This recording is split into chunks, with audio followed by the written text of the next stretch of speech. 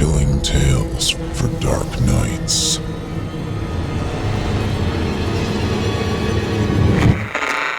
Want to make sure you never miss a Chilling Tales for Dark Nights video again? Be sure to subscribe and hit that bell to turn on notifications.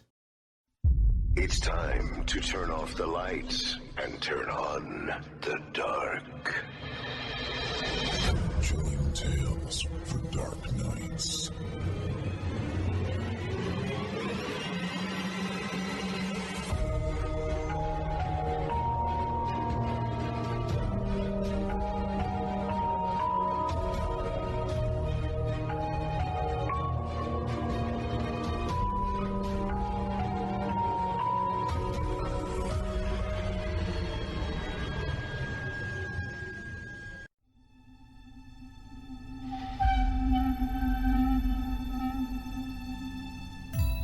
Good evening, listener. You're listening to Chilling Tales for Dark Nights. On tonight's edition, we invite you to leave behind your safe reality and descend with us into the frightening depths of the most terrifying imaginations with 2 audio adaptations of frightening fiction about vicious ventures and audacious attacks. I'm your host, Otis Gyrie, standing in for my very good friend Steve Taylor. And tonight, I'll be your guide as we traverse the dimly lit corridors of your darkest dreams. Joining us tonight to help bring to life the frightening fiction of Corpse Child and Adair are voice talents Geoff Sturtevant, Michael Kline, and Olivia Steele. Now, get your ticket ready, take your seat in our Theater of the Minds, and brace yourself. It's time to turn off the lights and turn on the dark.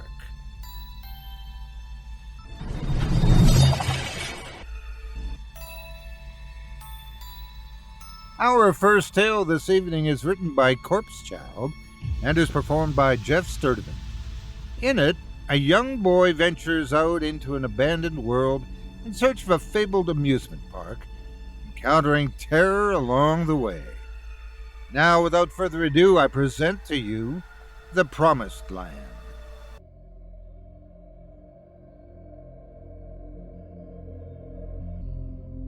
He woke up, wiping the sleep from his little eyes. He squinted, straining his vision back into clarity. Morning? He wondered. He shuffled from the bundle of raggedy cushions he'd been sleeping on. He peeked through the blinds at the world outside. In doing so, he found that he was right. It was morning. The sun wasn't out. He'd never seen the sun before, only knowing it as the big yellow, smiling sky ball that he saw in his storybooks. The world outside was dark and desolate, devoid of any color or vibrance. 2 things it hadn't possessed for close to a millennia now. It was quiet out there, despite it being the once all-too lively city of New York, the Big Apple. Everything, everywhere, held a nearly suffocating cadence of dead silence. Yet to him it was simply morning, characterized by the parting of the clouds that were the hue of ash, allowing only for the slightest visibility. He quickly fixed the blinds back before hiding under his blanket again. He knew he couldn't look out there for long. If he did, they would see him. That's what Mommy and Daddy told him anyway. They seek the ones who peek, they used to say. Of course, what that meant exactly was still a bit of a mystery to him. What were they? What would happen if they saw him? Both were questions that, while he occasionally thought about, he never had the courage to seek answers to. All he knew was that the outside was dangerous, the inside was safe. That was all he needed to know. Well, for the most part. Like any boy his age, he always wondered what it could have been like out there, outside the walls of the continuously degrading apartment complex. He would imagine himself in the bright, lively environments pictured in the old coloring books he used to draw in. He would imagine himself running through fields of grass that stretched all across the horizon. Other times he'd climb and frolic about on a park playground. Of course, these were, again, only fantasies to him. As fictional as the great land of Oz. Mommy used to read to him about it at nighttime. He knew nothing about it, just like he didn't know what it was that would get him if they saw him. He just knew they were out there, while he had to stay in here, just like Mommy always warned him to. Mommy was always right. Mommy knew everything. Mommy told him about how the outside used to be beautiful, how the big yellow smiling ball was real, though it wouldn't really smile, and how that was how you'd tell it was daytime, rather than the parting of the ash clouds that only gave a faint, faded semblance of illumination to an otherwise completely dark world outside. She told him about how there used to be other people who'd be outside too. She said even little boys and girls like him used to get together and play and have fun for hours until the sun would go down. There was none of that now. To the best of his knowledge, he was the only person around, little or otherwise. It had been this way for as long as he could remember. This life, the quiet, colorless world outside he viewed from the window. It was the same as the one he was first brought into. It would likely be the same when he became a grown-up, like Mommy and Daddy. He wondered too what that would be like being a grown-up. He remembered asking Mommy or Daddy how to be a grown-up. They'd tell him that being a grown-up meant learning how to take care of yourself and your own. While he didn't really know what that meant when they told him this, he would still learn in his own way when, about a week ago, Mommy and Daddy left the apartment, like they usually did, to scrounge the deserted alleys and other apartments long abandoned for whatever food, usually canned chicken, spam, or beans, the latter of which he could never stand the taste of, as well as water and whatever medicines or first aid supplies they could find. He waited all day and all night for them, eventually crying himself to sleep, hungry, cold, afraid, and alone. Up to the present, he's waited for them to return, only to still be alone come nightfall, when the clouds closed again, and the world outside would be engulfed in complete darkness. It was only a day or two prior that he finally told himself that he couldn't be sad anymore, that crying wouldn't save him now.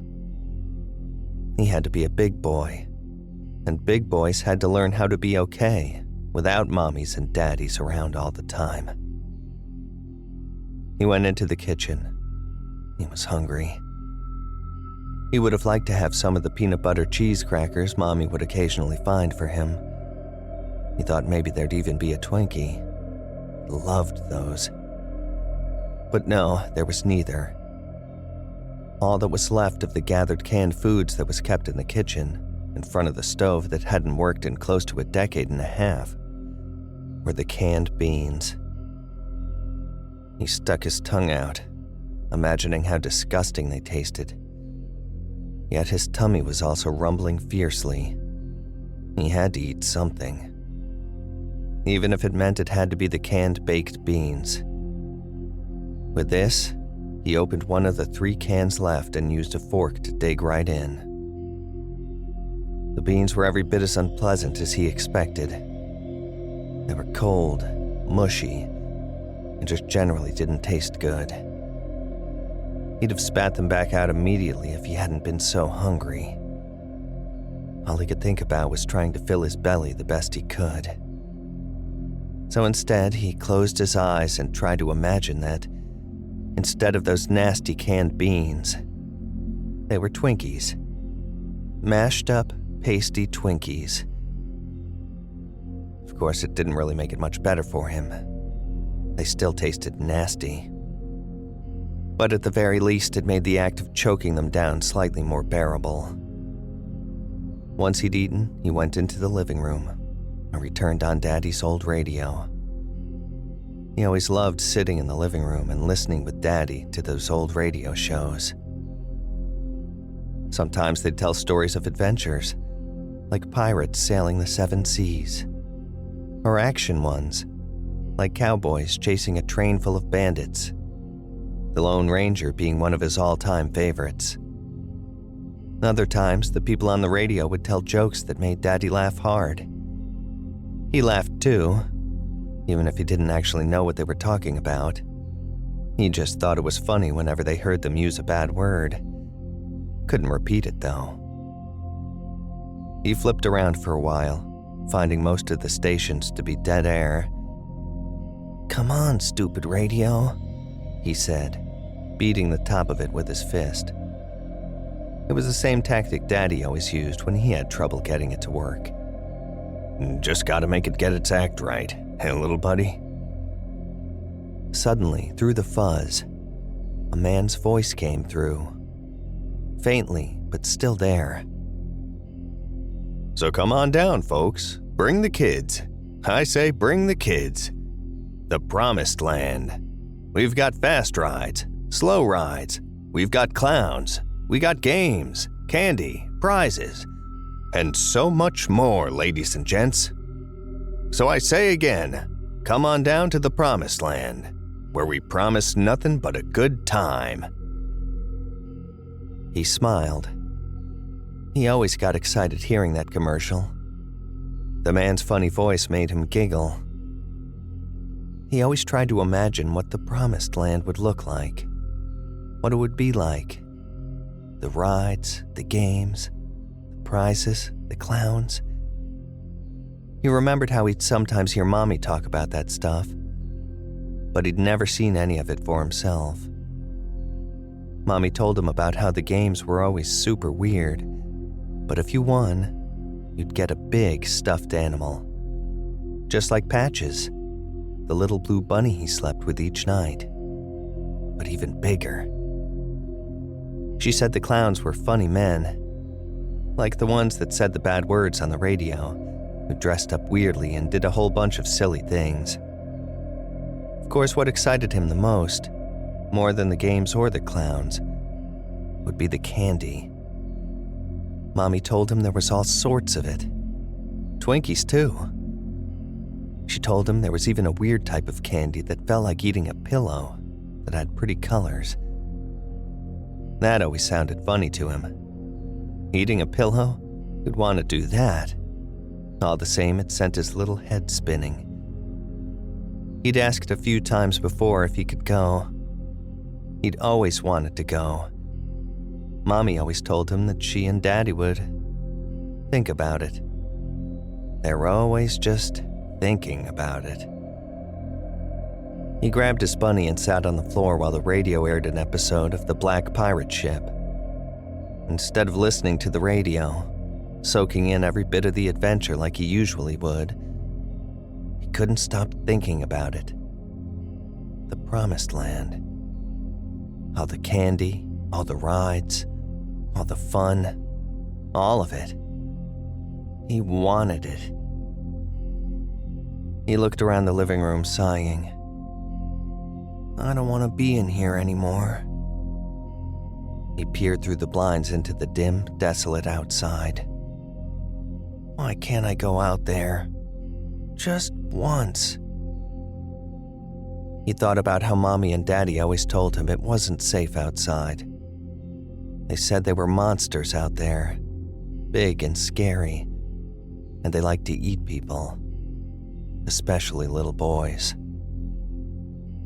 He couldn't see any monsters out there, though. Of course, he knew Mommy and Daddy were always right no matter what. Mommies and Daddies know everything. But still, he wondered. He wondered what would happen. Just once, he thought. If just once, he went outside and got to go to the Promised Land. Oh, the fun he'd have. He'd ride on every ride. Mommy said some would spin him upside down and make crazy loops. Eat candy till he got a tummy ache.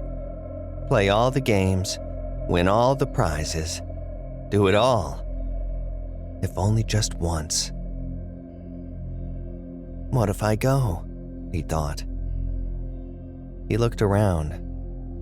Mommy and Daddy hadn't come back yet. They wouldn't know, would they? He knew it wasn't right to disobey his parents, but he couldn't help himself. Just once. He could be back before they knew he was gone. He could have all the fun in the world, and Mommy and Daddy would be none the wiser. It was perfect. He could slip out now and be back by nighttime. "Come on, Patches," he said, grabbing the blue bunny. "We're gonna go have an adventure." He opened the door that led into the hallway of the apartment complex. Like everything else outside, it was dark and quiet. He poked his little head out and looked around, scanning the hallway. No monsters here. He took a slow step out, then another. He stood in the hall for a moment. He thought it was spooky, standing alone in the empty, quiet hallway. He took a deep breath and held it, closing his eyes. He was a big boy now. Big boys were brave. Big boys weren't scared of the dark or monsters. His grip tightened on Patches' arm. "You can do this. You're a big boy." He opened his eyes and went to the stairway at the other end.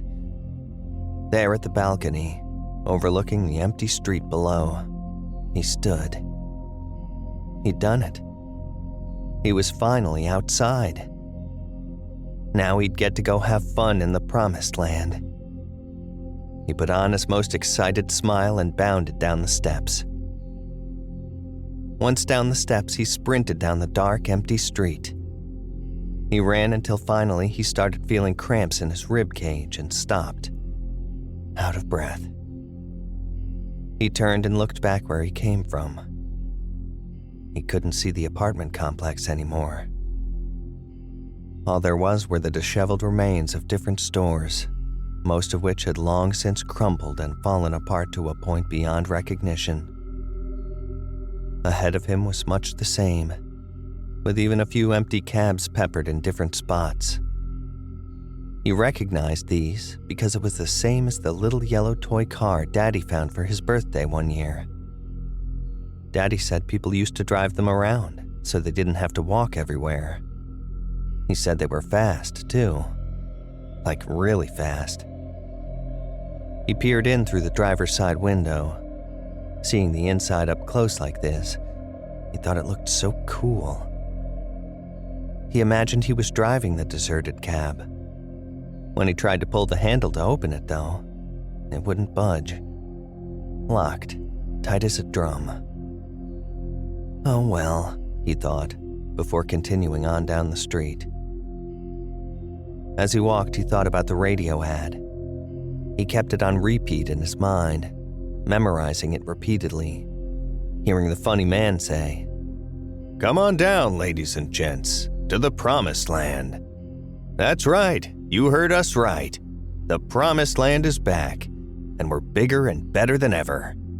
That's right, come on down. Same place, same time, folks. Right on the corner of 4th and Edberg. He kept repeating that in his head. 4th and Edberg. 4th and Edberg. 4th and Edberg. He started looking around, eyeing the street signs above him. He saw a bunch of different ones, but no 4th and Edberg. Still, he kept walking, chin raised up. The longer he walked, the more destitute his surroundings became.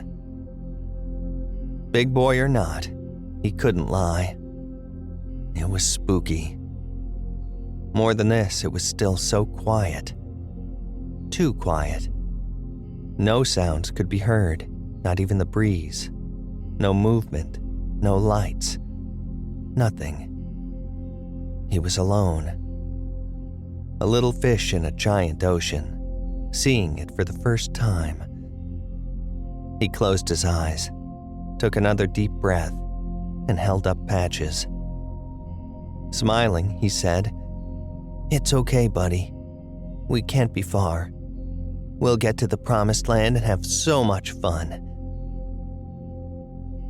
He stopped when he heard a rustling noise coming from one of the alleys to his left. He jerked his head in the sound's direction. Immediately, his legs started shaking. His heart thumped hard against his chest.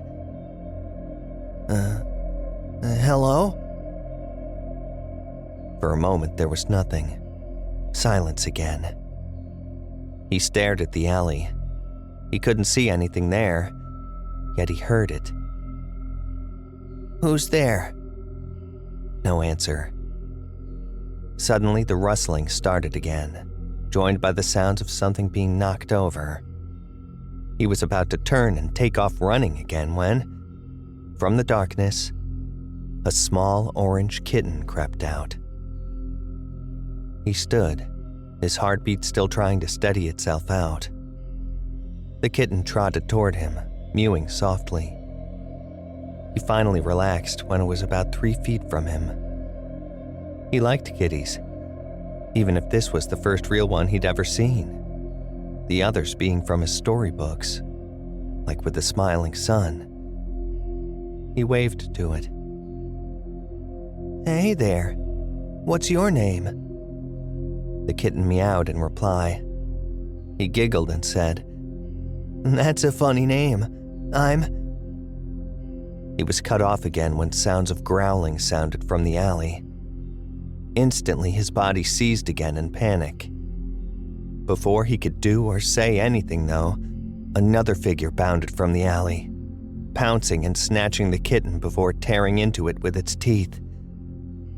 His blood froze along with his body as he watched the creature rip apart the fluffy little kitty and devour it. The creature looked over to him. Its eyes were wide open, having no lids, yellow and bloodshot. It was thin and bony, its ribs pushing against brownish-gray skin that was horribly covered in scratches, gashes, and even missing entire patches in places, exposing its insides. It tore another huge bite of meat from the severed leg of the kitten before scrambling on all fours toward him. Instinct overrode fright, and he took off running down the highway. He ran quicker and harder than he ever had before. He didn't dare look back. He didn't need to. He could hear the thing strangled growling behind him, gaining on him. His legs ached, but he didn't care. He had to keep running. Eventually, he came upon a dead end at a two-way intersection. He threw his head in both directions. Going left would have led him toward another intersection, while the road to his right led toward a long, deserted construction zone. He didn't know which to pick, which he'd be safer in, but he had to choose, and quickly. Despite the numerous lacerations and lack of muscle tissue, the creature kept up with him effortlessly. He could hear it, closer and closer, right on his heels.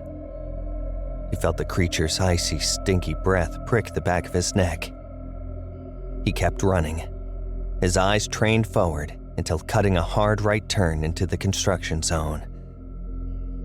His vision started clouding.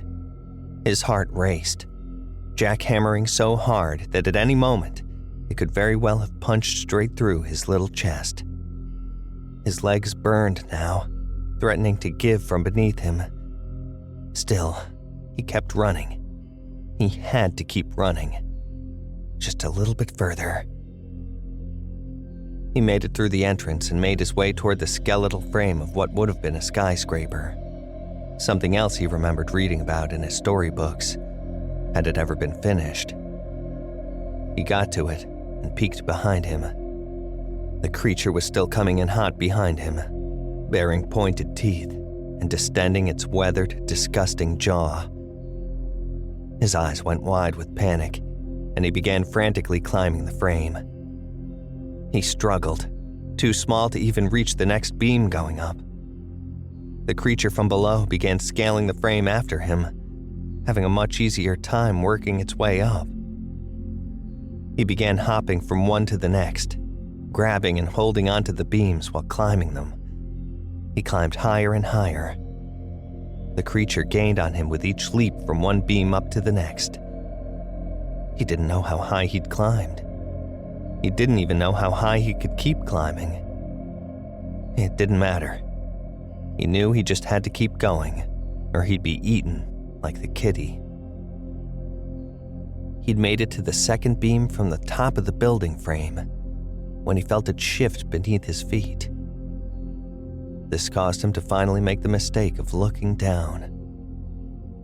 Seeing now just how far from the ground, almost 300 feet, he froze, trembling.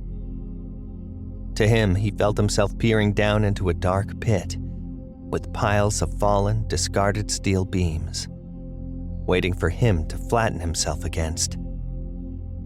Beneath him, only about 3 or 4 beams down, the creature continued creeping upward for him. He didn't know what to do now. He knew the creature would surely have him if he didn't move, but if he did, he could fall and get pancaked at the bottom, shattering every single bone in his little body. He was stuck. The creature got closer, closer. Up one beam, then the next. The frame started to wobble. Its screws, through decades of weathering and rust, finally gave out from the constant pressure. He clutched Patches to his chest as the creature finally latched onto the beam he was on. The beam began to shift again. He turned and tried to jump up to the beam above him when the one he was on finally gave out. One pop of the rusted screws sent he and the creature plummeting straight down to the bottom. They both smacked against the ground with a resounding thud. For a moment, everything was blurry. Shapes and colors were all just a weird mishmash, and everything sounded like he had balls of cotton stuffed into his ears. He felt dizzy. Everything spun around him. Eventually, things finally went dark. He felt himself all alone again in the dark. He felt cold. He didn't know where he was anymore. He didn't know what anything was anymore. He just knew that he was scared again, all alone in the dark. He thought of Patches. He was there, sure, but he'd fallen too. Patches is probably hurt too, he thought. He thought then of the apartment, of home. He thought of Mommy and Daddy. He thought of all the pictures he'd seen in his storybooks. Bright, colorful places with the big yellow ball in the baby blue sky, smiling at him each morning. He thought of the radio man's funny voice, enthusiastically reciting, "So I say again, come on down to the promised land, where we promise nothing but a good time." He saw himself there, surrounded by all the big rides that had spun him upside down. In his hand was Patches, looking good as new. Along with the rides, he'd be flocked around by the clowns, who would tell him funny jokes and make him laugh his little head off. He'd play fun games while stuffing himself with all the Twinkies he could ever want. And the best part, right there with him, smiling, would be Mommy and Daddy, showering him with all the love they hadn't been able to for a whole week now. He felt it. He was happy. He'd made it. He was now in the promised land. And the best part? He'd never, ever have to leave.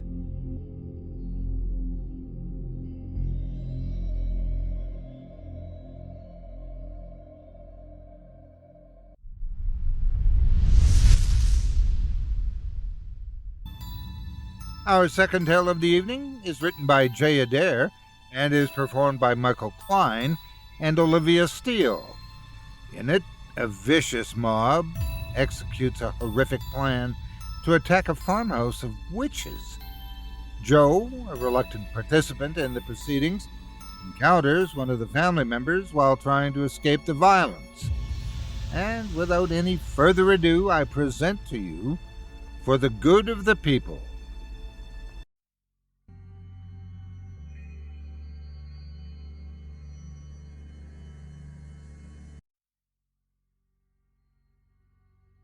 Think they're gonna hear us coming? You're the loudest of all, Joe, dragging that bum leg of yours. Joe tried to keep the volume down. It seemed deafening in the quiet night air, but he continued to kick up gravel as he hobbled down the dirt road, struggling to keep up with the mob. They were 17 strong, so it was probable that their approach would not go unnoticed. The rest of the group didn't seem concerned. They all had bellies full of whiskey and violence in their eyes. Their implements of destruction were varied. Shovels, pitchforks, knives, shotguns. Father Farrell had abstained from the earlier nerve-strengthening festivities, but he was in tow nonetheless, with an axe slung over his shoulder. Like the others, he believed with all of his heart that the Laveau family were a plague on their community. Tonight, the Society for Peace and Justice, as they had labeled themselves earlier that evening, would cure that plague. After much discussion, the society had declared the Laveau family to be witches. The unease of the townspeople began shortly after the Laveau family moved to town, and old Mrs. Murray claimed that she had known them almost 30 years prior, in the 1860s. The issue was, not only had they gone by another name at that time, but, more importantly, they all looked exactly the same as they did at present. They had made a deal with the devil, she claimed, in exchange for immortality. Mrs. Murray also claimed that the family needed to perform certain deeds and rituals to preserve this sinister agreement. This fueled rumors of the family's acts of sabotage to other farms and their theft of property from neighbors. The entire Laveau clan wore odd, dark clothing, and they never attended Sunday Mass. Some say they chanted wicked devotions to Satan throughout the night and used Satan's dark powers to curse other farmers. It couldn't have been coincidence that their arrival to town just 1 year prior had coincided with the worst crop loss in the town's history. Joe was a simple man, and he nodded and tagged along that night without voicing an opinion on the matter. However, Joe did not exude the confidence of the other men. His heart had been beating furiously against his ribcage, and sweat had been dripping into his bloodshot eyes for hours prior to their departure for the farm. When the candles in the windows of the Laveau farmhouse came into view, Joe's stomach turned, and a hush fell over the group. The men spread out as planned when they got to the yard. Joe approached a small side window with O'Sullivan and Father Farrell. Their spy had informed them that this was the window that led to the kitchen. Joe crouched outside the window and waited, his head flying this way and that, spooked by every shadow. A moment later, they heard Riley's chirping sound come from the opposite side of the house. This was the signal to go. Father Farrell jumped up and thrust the end of his axe through the window, smashing it to bits. O'Sullivan jumped through the window without hesitation.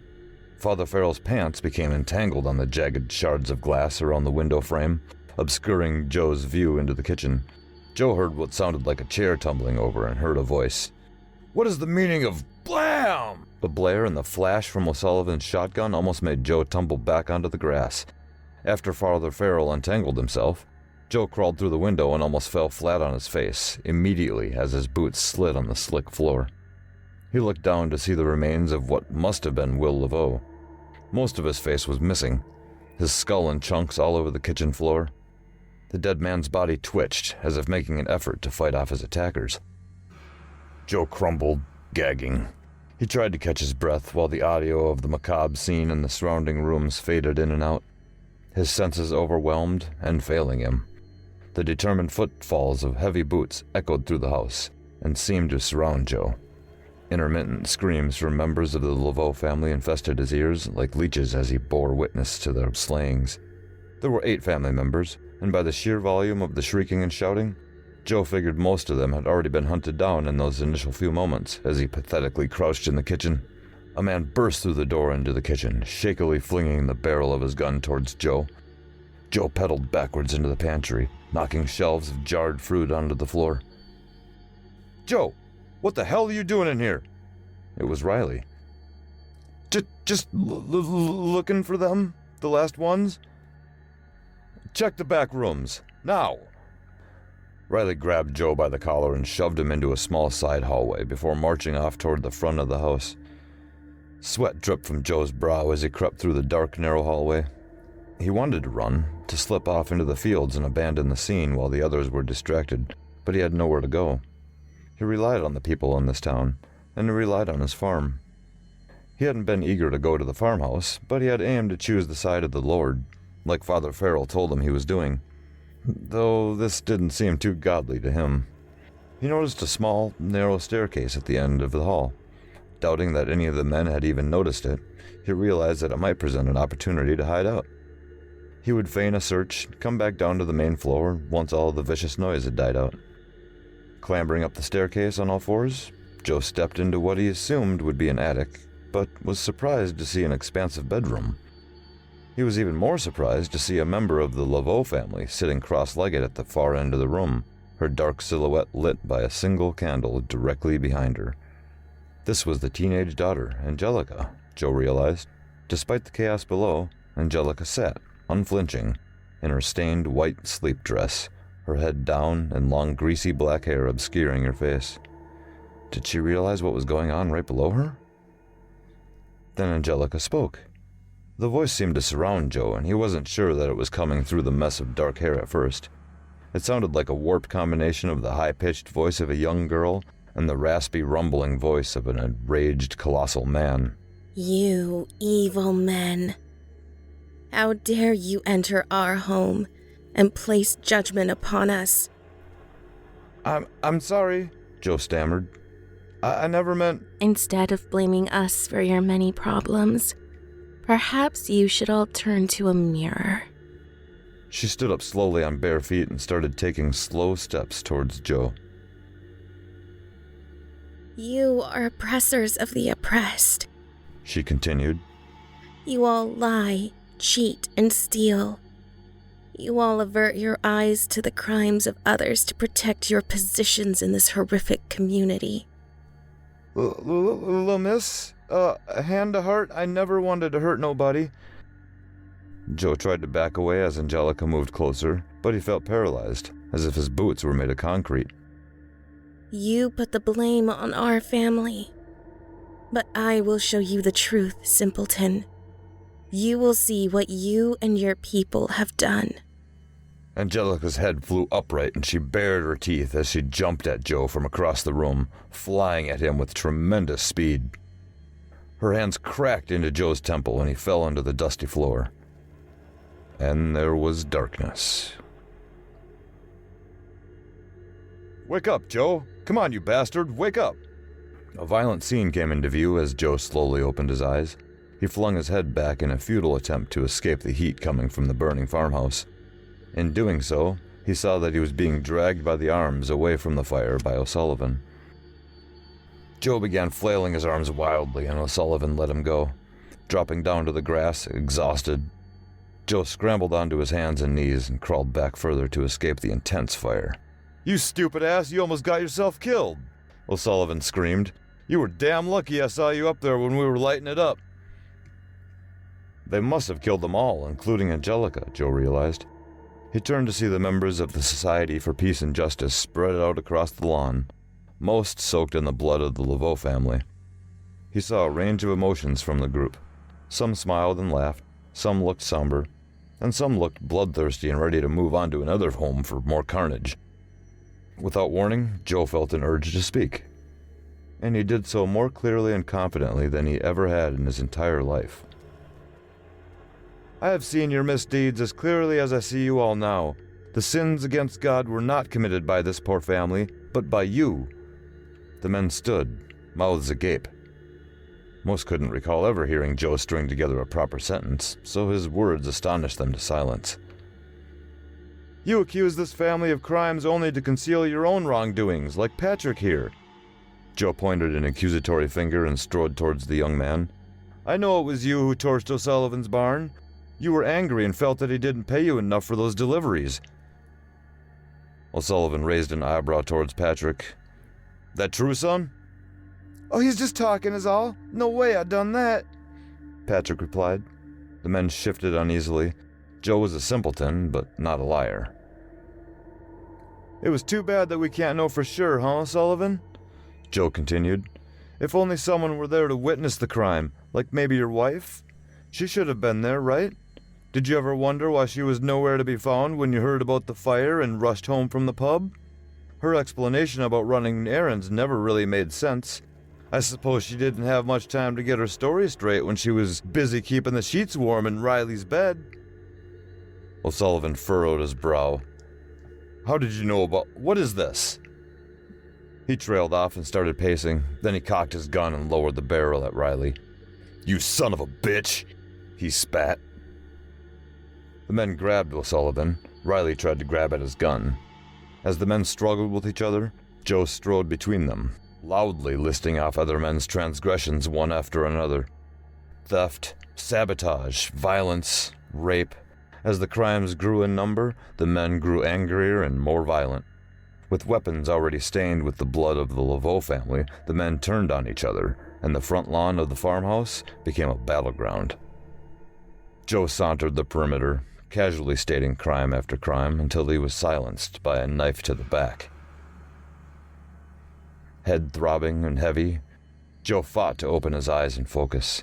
He didn't have the strength to lift himself up, so he laid on the grass and stared at the farmhouse, still burning, though with less intensity now. Something moved in front of him, completely blocking his view of the farmhouse. A dirty white dress. Tangled black hair tickled Joe's face as Angelica bent down to get closer. She whispered to him, her voice now lacking any signs of aggression or abnormality. Joe heard only the soft, sweet voice of a young girl. Good work, Simple Joe. All of them, dead and gone, she said. Several pairs of boots fell in behind Angelica. Joe looked around her and was shocked to see the other members of the Laveau family, mutilated, but alive. It appeared their bodies were repairing themselves. Even Will Laveau, whose face had been in pieces on the kitchen floor just a short time before, was standing, staring down at Will as his face gradually melded back together. Your friends were right, Joe. We are different, Angelica said. But we never made a deal with the devil. We've just always been like this.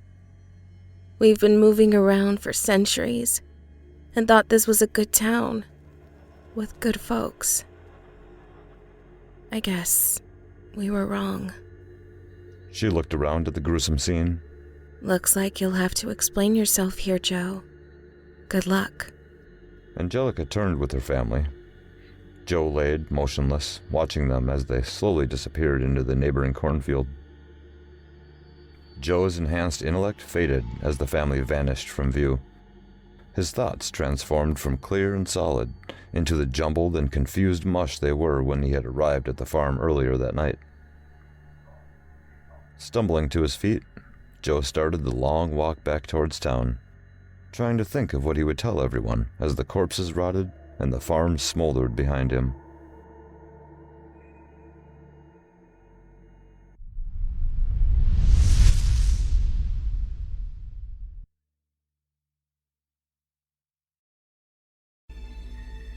I hope you enjoyed For the Good of the People, as written by J. Adair and performed by Michael Kline and Olivia Steele.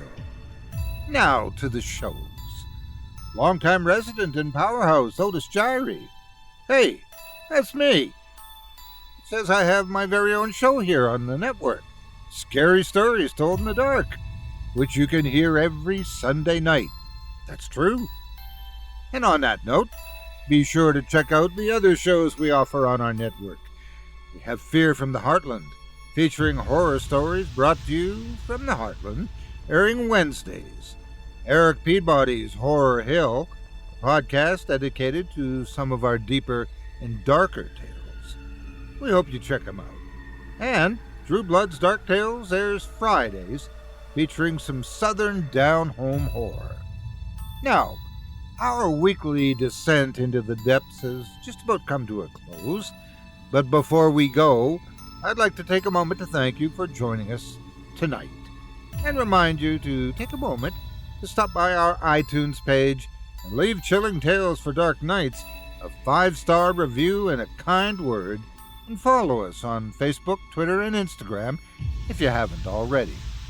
And of course, subscribe to us on YouTube, where you can find an archive of our work going back to 2012. And consider signing up as a patron at our website as well, chillingtalesfordarknights.com, to show your support and get all of our content ad-free. I'm your host for the evening, Otis Jari, and as always, it's been a pleasure. Tune in again next week when we once again turn off the lights and turn on the dark. Sweet dreams, listener. Sweet dreams.